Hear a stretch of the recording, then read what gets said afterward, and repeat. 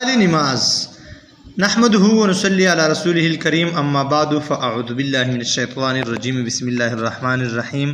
इसी किस्म का एक वाक़या हज़रत सिर्री रहमतुल्लाह अलैह के साथ भी पेश आया।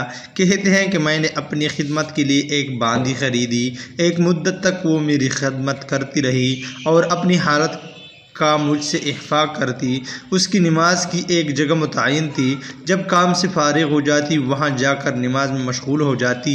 एक रात मैंने देखा कि वो कभी नमाज पढ़ती है और कभी मुनाजात में मशगूल हो जाती है और कहती है कि आप इस मोहब्बत के वसीले से जो मुझसे है फ़ला फ़ला काम कर दे। मैंने आवाज़ से कहा, ए औरत, यूँ कहें कि मेरी मोहब्बत के वसीले जो मुझे आपसे हैं। कहने लगी, मेरे आका, अगर उसको मुझसे मोहब्बत न होती तो तुम्हें नमाज से बतला कर मुझे खड़ा न करता। सिर रहमतुल्लाह कहते हैं, जब सुबह हुई तो मैंने उसको बुलाकर कहा, तुम मेरी खिदमत की काबिल नहीं, अल्लाह ही की इबादत के लायक है। उसको कुछ सामान देकर आज़ाद कर दिया। सुभान अल्लाह। व आखिर दावाना अनिल हम्दुलिल्लाहि रब्बिल आलमीन।